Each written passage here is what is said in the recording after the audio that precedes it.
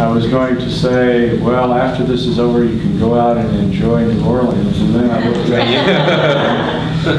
Now I'm not so sure, unless you have some. Well, I think you have umbrellas in the closet. Maybe that'll do it. But it's not as nice a day as yesterday. My name's Mike Hoffman. I'm at Bentley University, which is just outside of Boston, in a town called Waltham, Massachusetts. It's its mission is business, but it has a very large division of arts and sciences, which business students have to take as well. We have an MBA program. We have a small PhD program. And I've been there 40 years. Been in academia for over 45. And I really enjoy these sessions. They're so refreshing to meet young people who are interested in business ethics and who are learning about it so they can take that into their careers, their jobs. And that's why I love being a part of this. So today we have Oxford University, and we have Hong Kong, and we have McMaster University, correct? And the way this works, which I'm sure you've read your instructions, is to imagine that you are an employee at the company, at the fictitious company, whose case you've been studying and presenting, okay? And you were at a meeting with other employees. Well, we're not sure who makes up this committee, but you're in you're either on the committee or you're addressing the committee as a concerned employee.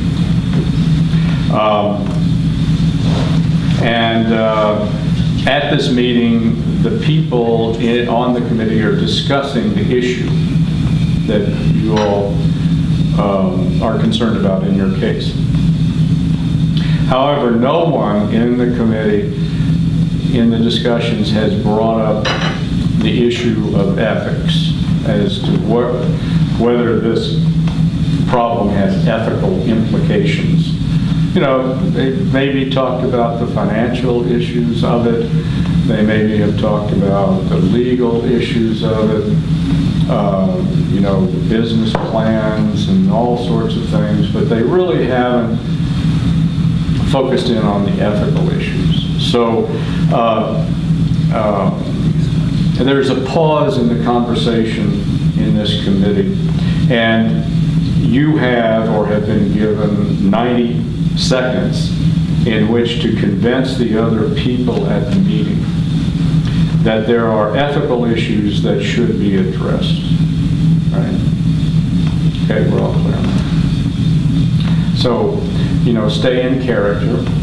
You know, you're an employee and you're addressing colleagues, presumably. Or at least you've been invited in to address people at the company about your concerns. One member of the team, of each team, will be presenting the 90-minute presentation. And but the other members of the team, it would be nice if you came up and sat with your colleague to give him or her support, hold hands, whatever needs to be done.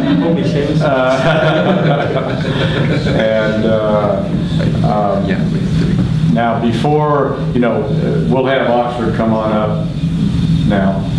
And before you start your 90-second presentation, I'm going to give you a couple of minutes to thank you, my wife, who loves to come to these and be part of the audience. I missed the black Yeah, well, at any rate, to give you a couple of minutes to just set the stage of the case for the audience, you know, kind of what is the case about before you go into, this is not a part of the 90 seconds. Sure, yeah. Just kind of to give a context for your 90-second presentation. And also, and I think I forgot to do this with the last group, but why don't you tell everybody your name? So my name's Rex Peter. And yours? Hi, I'm Arjun Prasad. And I'm Seamus Coleman. Okay. And Rex, why don't you take a couple of minutes to set the stage for us? So we were consultants pitching to the National Cannabis Industry Association, which is the lead trade association in the US for the legalized cannabis industry. And we dealt with whether it's ethical to participate in the legalized cannabis industry, but one of the core tenets of our proposal was that there is unknown long-term potential harms with cannabis, and our proposal to potentially address these, or at least mitigate them, was that all industry pay into a compensation fund, where if there is no other means of redress, people, communities, or governments that are harmed by the legal cannabis trade can then dip into this fund as a means of compensation, and the fund would be administered by the trade association with trustees in the same way most charitable funds are administered. Thank you for that context you've given us. So are you ready, Rex? I am. Okay, fire away. This is about sleep. Time out.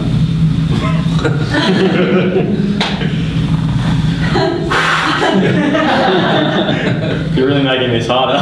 I know. No, maybe. Thanks. I'm gonna have to come up with a new opening now. Got it. Sorry. Okay. This is about sleep. This isn't about the business case. The business case is quite compelling. A small levy on all industry players to pay into a compensation fund of last resort. What this is about is the fact that our industry is selling a product that may have harms that we don't know how harmful it's going to be or when those harms are going to manifest into the future. And we don't know what the landscape of the industry is going to look like in the future. We could be re-prohibited. At the very least, we see that there's probably going to be consolidation. So potential harms that are caused, the players that cause those harms may not be around when those harms manifest in 10, 20, 30, 40 years' time. What this is about is redressing those harms and going above and beyond our mere legal obligations. And saying that if industry players profit from the profitable industry, they should also seek to redress any harms they cause in the future. This is about an equitable solution for potentially causing long-term harm to our customers, our community. This is about not being the next big tobacco. This is about not being an industry that just makes profit off individual harms, but rectifies those harms. This is about being able to go to sleep at night with a clear conscience. Thank you.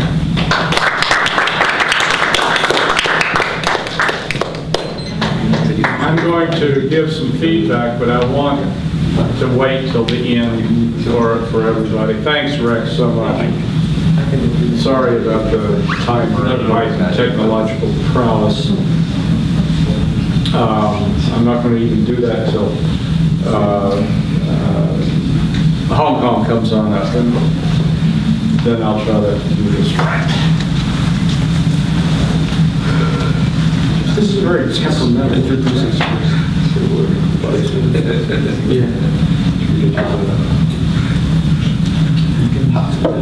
I'm Yang Hua from Hong Kong University of Science and Technology. I'm Vic from the Philippines. And I'm Pichia from Thailand. Okay, a short straw. I'll do a brief introduction and then Yang will do the 90 seconds. Very good. Yeah. Our case looks into the plight of factory workers in China. basically we were inspired by the cases wherein there were incidents or accidents in the factories that led to many deaths. So what we want to do is to come up with a solution which upholds the rights and lives of factory workers in China. Besides, there are about 260 million rural migrants who have moved from rural areas to urban areas in China. So this is a huge amount, close to the population of the US, if you look at it in scale. And there are many incidents. So what we want to do is to promote a simple, straightforward, and a scalable solution to this problem for companies that outsource manufacturing in China. Okay, thank you for that context. Give me another minute to try to do this right. Okay, begin. Most, if not all of us, have enjoyed the benefit of Made in China phenomenon. On a show of hands, how many of you have iPhones? Raise a hand. Who among you have Nike shoes? Yeah. I think beyond the benefit we gain from this phenomenon, I think there are a lot of people who create real products in China. I think this kind of people, the population are close to the size of the US, who migrate from rural areas to urban areas in China, work in factories. Our group has explored how companies can help uphold and uplift the lives of workers in China. There are stringent laws and regulations in China, but the problem lies in, first, implementation. I think the implementation of laws. The second, aligning incentives among stakeholders. The third, punitive instead of collaborative monitoring. Our group has come out with a solution which is straightforward, scalable, and simple. First, we are proposing an microinsurance scheme. Second, we will implement a very simple online survey to be answered by the workers.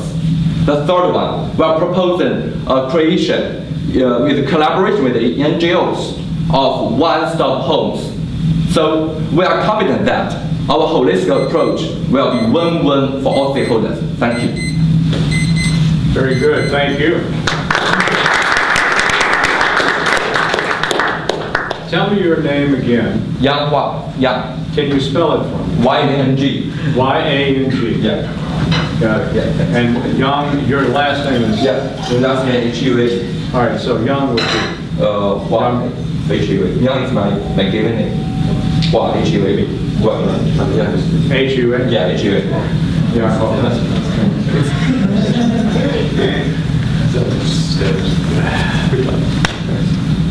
Good job. Good job.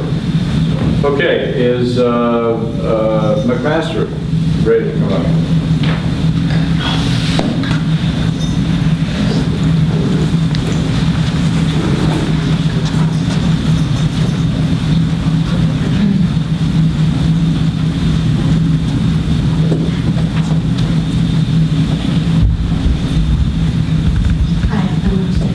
Hi, how are you?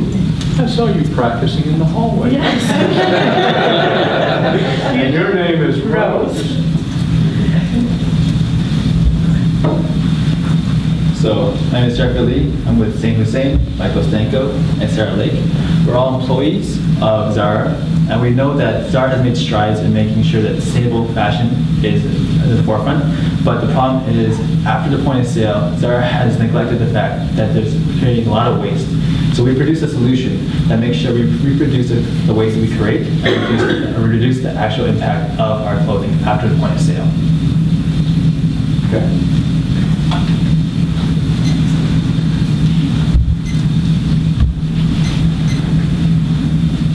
Getting better at this.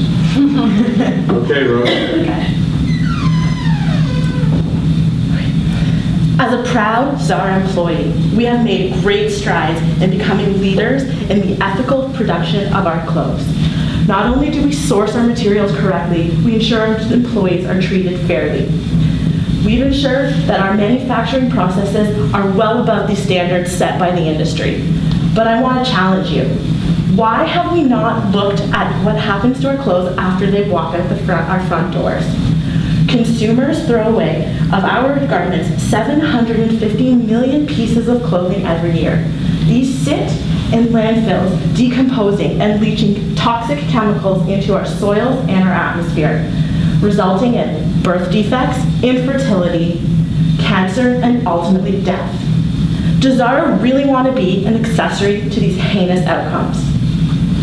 A truly ethical company takes responsibility of their products after the point of purchase and all the way through to the ethical disposal of them. I know the company that I've learned to call my family is okay with taking on challenges. Today is the day we clean up our dirty laundry. Today is laundry day.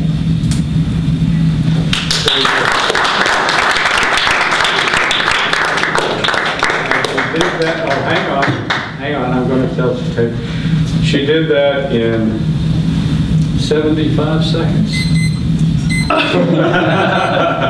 So that practice in the hallway did you some good. Would everybody come on back up?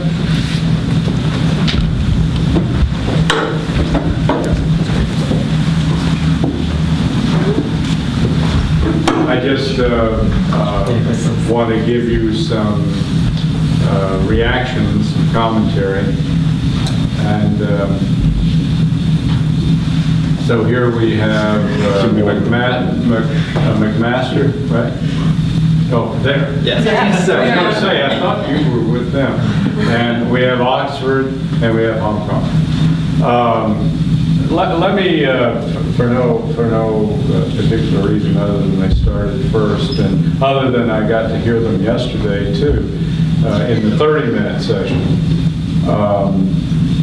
Rex, I thought you did a great job. Obviously, you had that nailed for 90 seconds, and I thought, I felt like you were addressing employees within your company, and you brought out the ethical aspects. In other words, the what word am I trying to use? The compensation fund. Yeah. The compensation fund, you made it clear to that committee that the compensation fund was developed. It was developed. It should be developed for an ethical reason, and that was that you felt the association, the Cannabis Trade Association, Marijuana Trade Association, should be proactive, unlike the tobacco company, and plan for unintended consequences that could occur from the smoking of your product, and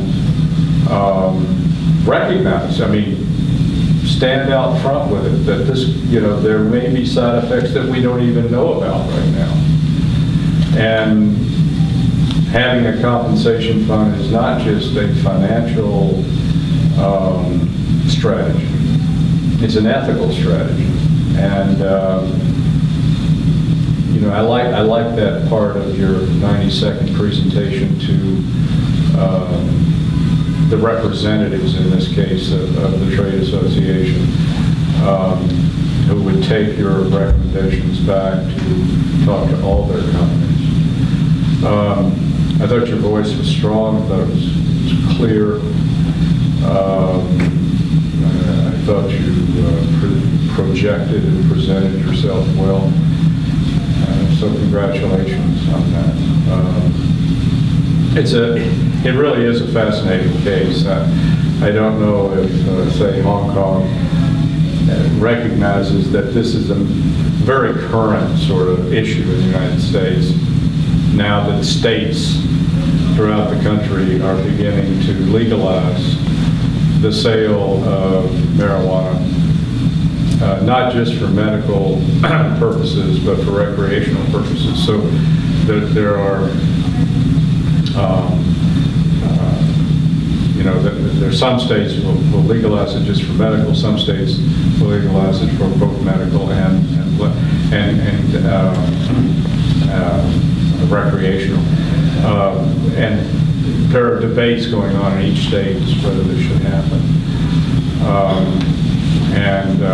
The other thing that Oxford brought out yesterday in their presentation was that the federal government, I mean, it's still illegal in terms of the federal government, even though the states may say it's legal. So Rex didn't have time to bring that out into his talk, but that's a whole nother sort of aspect of the case, and so it's rather fascinating. So when you see a team, particularly from a different country, talking about the ethical issues of selling marijuana, particularly in this country, is kind of interesting, and I found it a rather fascinating case. Has anybody ever seen The Voice? I feel like I am Blake Sheldon or Adam Levine, who has just had to.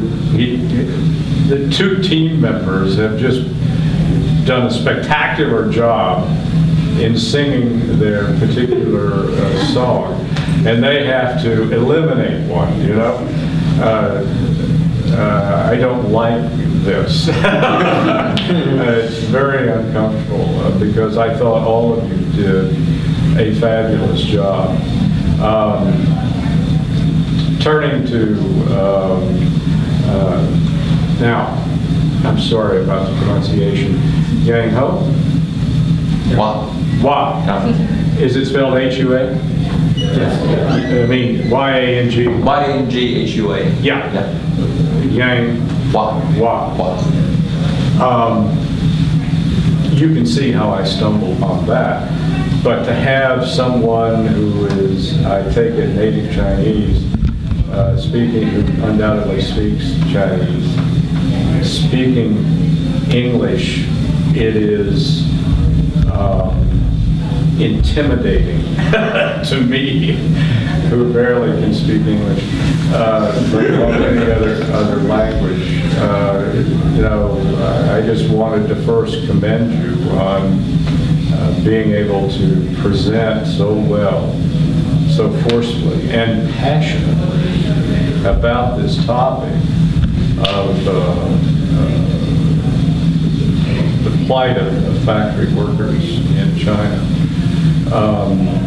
Projected well, passionate about your subject, and you spoke in a language that is not your native language, and that is just incredible.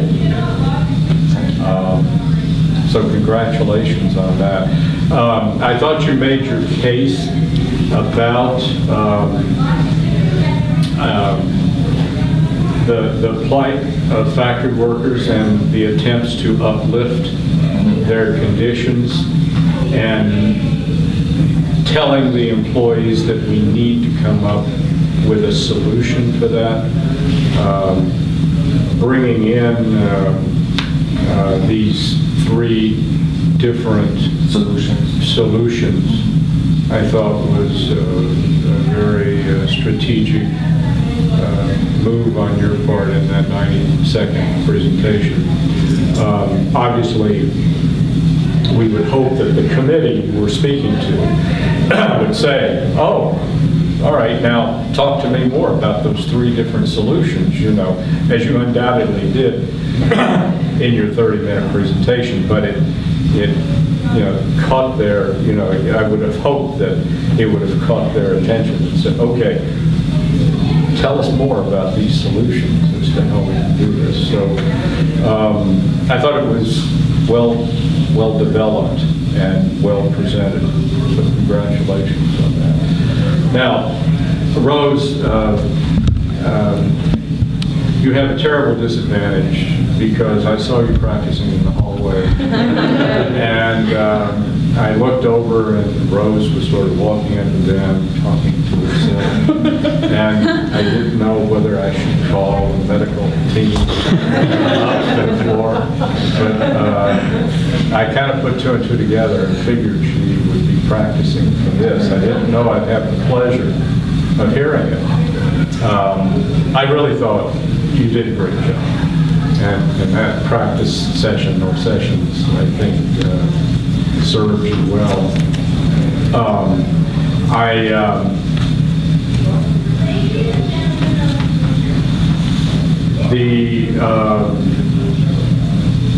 The environmental impact of,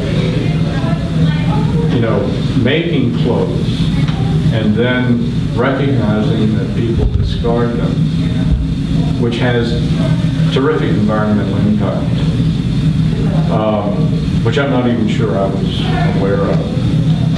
But challenging your committee, your colleagues in the committee, to accept the challenge of trying to come up with solutions to this, making clothes in a different way, somehow that will not have that environmental impact. I felt when I was listening to you that I was on the committee, and that I was being challenged. And I think that's a compliment to you, that you were really bringing the committee into this, that you're proud of this company, you've worked for it for a long time, and they have to recognize that there are ethical issues that may be hiding, that they don't even see. Because the one thing about making ethical decisions, the very first step is to make people aware that there are ethical decisions. And I thought you did that.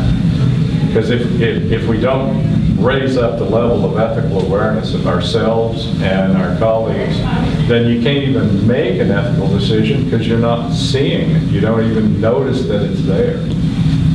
So I thought that was really good. I thought you did a good job. And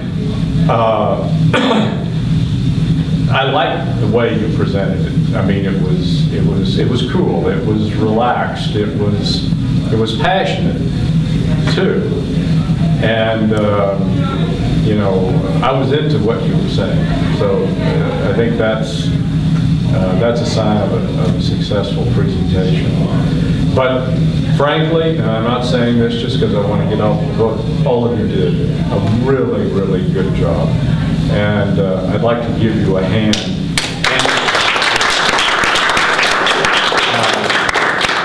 And thank you for participating in this international competition. It is so heartwarming to me, who has sometimes been called the father of business ethics, because I started the first ethics center in the world back in 1976, and also started the Ethics Officer Trade Association here in this country. But to see young people really taking this seriously and getting involved in it really makes me very pleased and proud. So thank you for being a part of this. Now, it's over, and even though it's still kind of rainy, maybe you can enjoy a little bit of New Orleans before the banquet. Are you all coming, hopefully? Yeah. Oh, good. Then I'll get to see you there. Brad, thank you so much. Thank you. Thank you. Thank you for coming. Thanks. See you at the dinner. I'll see you at the dinner. Thank you. Thank you so much. Great show. Good to meet you. Thank you. Thank you. Right. Thank you.